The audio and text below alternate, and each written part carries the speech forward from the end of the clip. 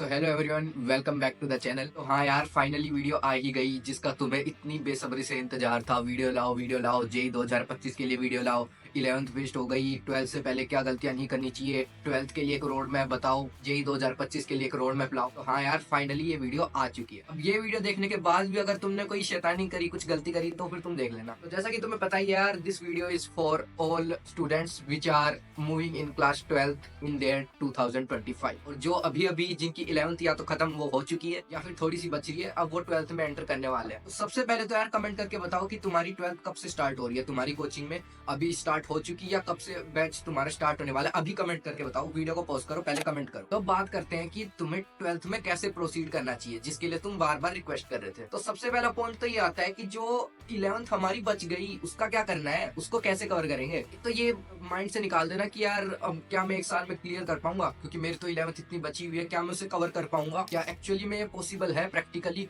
तो उसकी चिंता मत तुम मत करना, क्योंकि मेजरली बच्चों की यही होता है यार कि 11th सबकी ऐसी अच्छी नहीं जाती, सबकी ऐसे वेस्ट ही हो जाती है।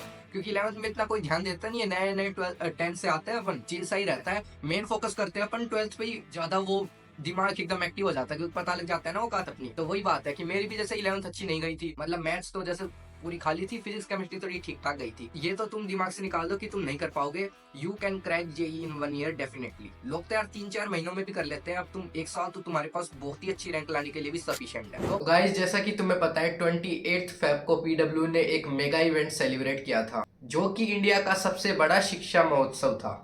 चलो यार, अपन भी साथ में हैशटैग भारत का विश्वास की ऑनगोइंग सेलिब्रेशन को ज्वाइन करते हैं, क्योंकि पीडब्ल्यू लाया है आप लोगों के लिए बेहतरीन ऑफर्स। इन ऑफर को आप जल्दी ग्रैब कीजिए, क्योंकि ये लिमिटेड टाइम के लिए ही है, जिसमें कि पीडब्ल्यू ने 6 न्यू बैचेज लॉन्च किए हैं, जो कि आप अपनी स्क्रीन पे देख सकते हो।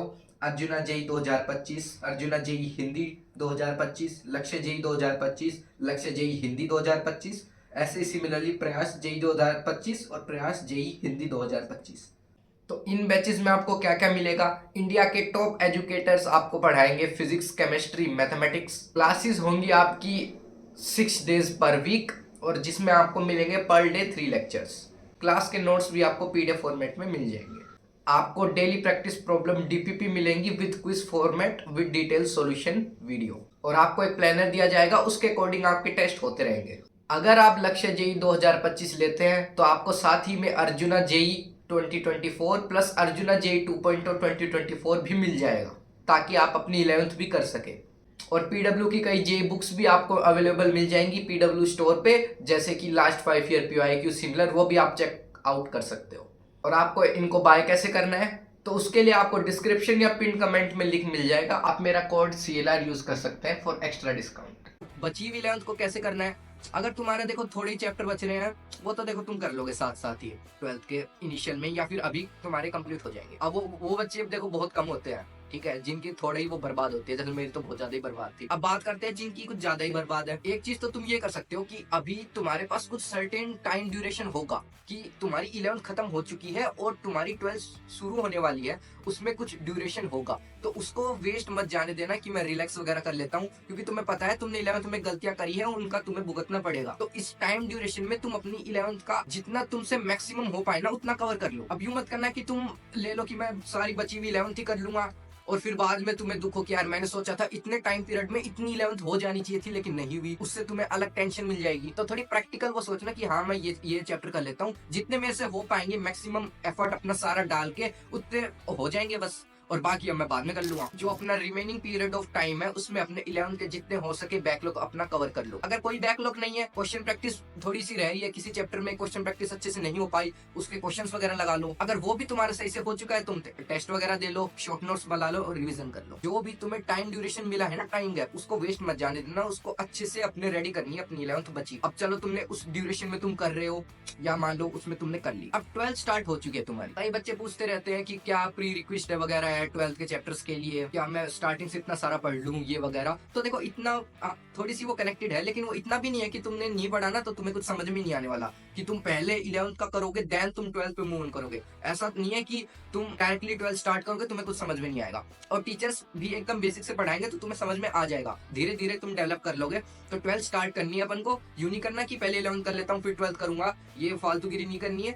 टीचर के साथ साथ जितना चलोगे ना तुम, उतना ही तुम्हारा फायदा है, क्योंकि बच्चे अपना अलग ही प्लान बना लेते हैं कि टीचर ये चल रहा है, मैं चलो ये पहले कर लेता हूँ, या ये मैं बाद में कर लूंगा, तो फिर बाद में एंड में तुम्हें पता ही है क्या होता है। तो जितना तुम टीचर के साथ साथ चलोगे ना, उतना ही तुम्हारा फायदा है। तो जैसे बताया मैंने, 12th की स्टार्टिंग में उतना लोड नहीं होता तुम्हारे पास, चैप्टर भी आराम से टीचर वगैरह पढ़ाते हैं। स्टार्टिंग में तुम्हें पता है, एंड में थोड़ा सिलेबस का वो करना पड़ता है, तो थोड़ी स्पीड वो बढ़ जाती है, लेकिन स्टार्टिंग में इतना चिल रहता है। तो तुम अपने 11th का टाइम निकाल के कर सकते हो। अब कैसे करना है, अगर तुम्हारा लाइक डुएबल चैप्टर वगैरह बच रहे हैं, मतलब थोड़े इतना अमाउंट में कि तुम कर लोगे, तो उसको तुम अपने बैच वगैरह से, कोचिंग वगैरह से कर लो। अगर तुम्हारा वास्ट बैकलॉग है, तो उसमें यू कर सकते हो कि जो चैप्टर तुम्हें लग रहा है ना थोड़ा ज्यादा समझने वाला है, जैसे चैप्टर हो गया मेरे हिसाब से रोटेशन वगैरह हो गया, तो उसको तुम तो देखो बैच से करो। सेंटर ऑफ मास वगैरह हो गया, बैच से करो। ऐसे ही जो हाई वेटेज चैप्टर है ना स्टार्टिंग के, उनको तुम्हें बैच से करना है, और जो बाकी चैप्टर है ना उनको तुम मंजिल 2.0 से आराम से कर सकते। ऐसा नहीं है मंजिल 2.0 में बेकार पढ़ा है। अब जैसे मान लो ग्रेविटेशन जैसा वेटेज जैसे एक दो क्वेश्चन आते हो, और ग्रेविटेशन थोड़ा आसान सा ही चैप्टर है, फॉर्मुला बेस्ड सारा स्टेप वाइज चलता है काम, तो उसको तुम आराम से कवर कर सकते हो, तो उसको मंजिल से देख सकते हो। अब मंजिल बैच को कैसे यूज करना है, तुमने वन शॉट देख लिया, 2x पे देख लेना, या अपने हिसाब से स्पीड सेट करके, क्योंकि पता है 8 घंटे के लेक्चर 9 घंटे के होते हैं। इंपॉर्टेंट पॉइंट्स नोट कर लेना, डेरिवेशन जरूर नोट करने हैं, टीचर जो क्वेश्चन करवाए वो भी नोट करने हैं, और देन जो पीवाईक्यू करवाए वो तुम्हें साथ साथ अपने सोल्व करते जाने हैं। और देन तुमने कंप्लीट कर लिया, देन तुम अपनी क्वेश्चन प्रैक्टिस वगैरह जो भी तुम्हारे पास मॉड्यूल बुक जो मटेरियल है वो सोल्व कर सकते। ऐसे तुम्हें बचे हुए चैप्टर करने हैं। हाई वेटेज वाले तुम बैच से कर लो, बाकी तुम मंजिल से कर लो। अगर तुम्हारी किसी चैप्टर में क्वेश्चन प्रैक्टिस रिमेनिंग है, तो तुम साथ साथ वो भी कर सकते हो, या फिर शॉर्ट नोट्स वगैरह बचे रहे वो कर सकते हो। तो एक काम जो मैं बताना चाहूंगा कि जो तुम्हें 12th में नहीं करना है, पहली चीज जो है ये है कि तुमने जो 11th में अपनी मिस्टेक्स करी ना, हाँ देखो तुम्हें पता ही होगी तुमने क्या गलतियां करी है। उस ध्यान नहीं दिया चैप्टर में, लाइक क्लास छोड़ दी, अब मैं रिकॉर्डेड देख लूंगा, ये कर लूंगा, बहुत तुमने वो करी होंगी। टाइम पास सोशल मीडिया वगैरह पे, ठीक है, पबजी वगैरह पे कंक्यूलर पहुंचा दिया, ये वगैरह देखो जो 12th में आ चुके हैं ना, तो पिछली मिस्टेक थोड़ी वो कर ले। अब ये तुम सोशल मीडिया वगैरह चला रहे हो, ये देखो इसका तुम्हें कॉलेज में टाइम ही टाइम है, ये सभी करना है। इस काम के लिए तो वक्त ही वक्त है। अभी देख लो, अभी मैं 2 रैंक्ड मैच वो हार के आ रहा हूँ।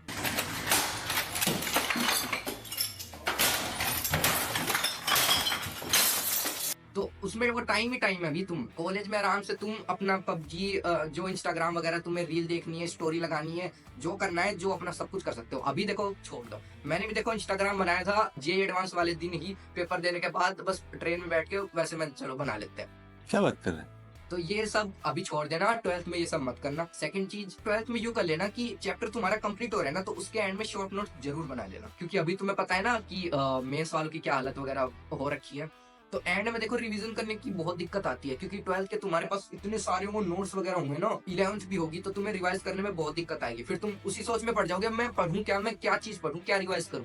तो चैप्टर एंड होते ही शॉर्ट नोट्स जरूर बना लेना 12th। अब तुम साथ साथ भी बना सकते हो, जैसे तुमने डेली नोट्स रिवाइज कर रहे हो, उसमें से 2-4 इंपॉर्टेंट पॉइंट लगे वो तुमने लिख लिए। मैंने भी ऐसे किया है, कुछ एक चैप्टर के साथ साथ बना लिए थे, बाकियों के एंड में बना लिए। अब जैसे 11th के भी तुम चैप्टर खत्म करते जा रहे हो, तो यू कर लो। देखो एक चैप्टर को खत्म कैसे करते हैं, तुमने वो क्या बोल रहा हूँ मैं, टिप्स मांग रहा है।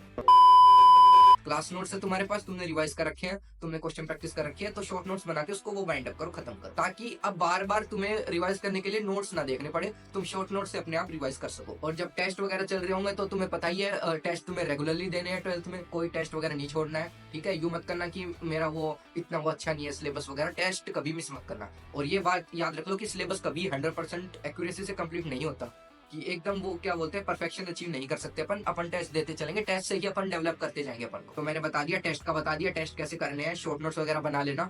और जो गलतियां 11th में करिए वो बिल्कुल मत करना। जो भी तुम्हारा जिस भी चीज में तुम्हारा टाइम जा रहा है ना एक्सेसिव, जिस भी चीज स्टडी के अलावा तुम और भी जो अननेसेसरी टास्क में टाइम लगा रहे हो ना, तो उसको बंद कर देना। अभी चिल कर लो, क्या बोल रहा हूँ मैं, हाँ अभी पढ़ लो, बाद में चिल कर लेना आराम से, ठीक है। 2 साल बस अपनी, अब तुम्हारा तो एक ही साल बच रहा है, तो अभी तुम्हें पता ही क्या हालत हो रही है। तुम अगर तुम्हारी भी वैसी हालत नहीं होना चाहते ना, तो देखो अच्छे से पढ़ लेना। अभी भी तुम्हें किसी स्पेसिफिक चीजों में डाउट हो ना, तो अभी वीडियो को पोस्ट करो और कमेंट कर देना कि मेरे को इस चीज के बारे में बताओ। जिस पे जितने ज्यादा लाइक होंगे कमेंट पे, मैं उसको पहले उस पे वो फोकस करूंगा, क्योंकि वो ज्यादा बच्चों की क्वेरी है। और सब अपने अपवोट कर देना जिसको जिस चीज में डाउट लगे। बस यार अच्छे से बढ़ना 12th में, इस बार कोई मक्कारी नहीं, कोई बकैती नहीं काटनी है। बस मिलते हैं IIT में, तब तक के लिए ओके।